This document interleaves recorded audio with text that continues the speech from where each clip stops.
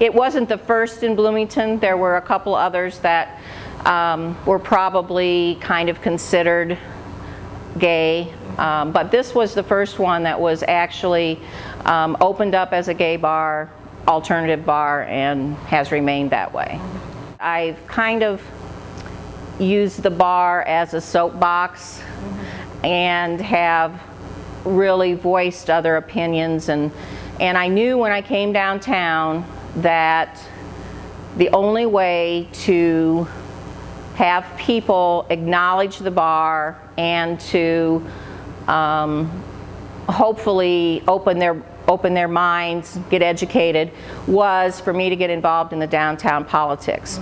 And that's what I did. I immediately got on boards. Over the years, I've been president of several boards. I've been president of the Downtown Business Association. I think that all of that has really helped the bar get established, help people understand. I felt that it was very important that people felt safe in here. We started the Advocacy Council, David Bitlin and I and a few others. We worked extremely hard to get the Equal Rights Amendment passed in both Bloomington and Normal, and that was a huge deal for Bloomington and for the bar. The first meeting was here. The place was packed. There was stories to tell. There was families. It was one of those memorable days, and that has probably made the most impact on me. The most important things were people that were afraid of losing their jobs, that still got up and spoke about their lifestyle and said, I've been with my partner 15 years. We have 2 children, and we can't legally, if I'm sick, they can't legally be my, power of attorney. Or just little things like, I wanted my spouse to go pick my car up at the service place, and they wouldn't give them a car because my name was different from their name. There was all kinds of things, but I think that that was the most impressive to the councils and also to other people involved, and it made other people stand up. There was a gentleman that came in here, and I was saying that we were going over to the council to talk to them, and he says, I'm going over there. He was a Marine. He had been in the Special Forces, and I guess what people think looked gay, he was completely different. He just really laid his life down, and he said, I never thought I would speak out at a meeting like this. And then afterwards he was interviewed by the paper, and they said, do they know that you're gay at your work? And he's like, well, I guess they do now. And they had him on all the radio stations, TV stations.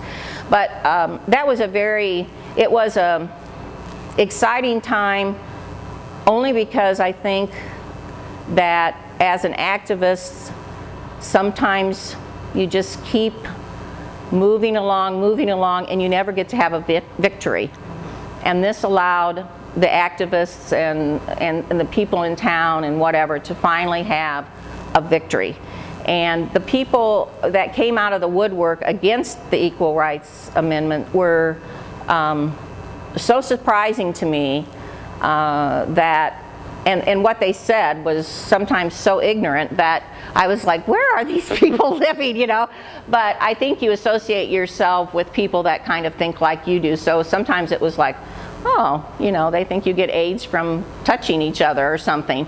And that, homosexuals just promote AIDS or whatever. And that's so wrong. And I think that people were surprised. I got death threats all the time. I got calls, and people were picketing outside. Christian coalition groups were out there. Anytime anybody, since I live in the building, anytime I went out, they would harass me, want me to find God with them and whatever. And it's just something that you go through, and I think it makes you want to fight even harder to educate these people. I've had lots of friends that passed away of AIDS before what they call the cocktail. And I've taken care of a lot of them until their death. And even doctors that know better would say, oh, you have to wear this gloves, and you have to do this, and you have to do that. And I'm like, I'm not doing that. And I just go in and hang out in the hospital, kiss them, you know, take care of them, whatever. And now that's changed, and I think and that's all for the good. In the early days, it was always open for all the holidays.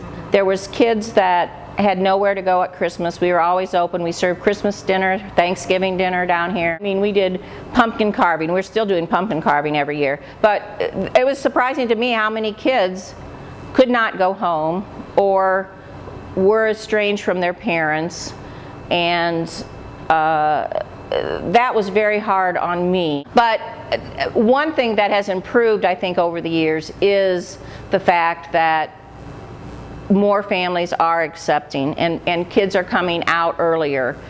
One of the things at one of our early meetings before the equal rights thing was, there was a lady in probably my age, in her 50s, late 50s. She had a young son in high school, and he had come out to her and said he was gay.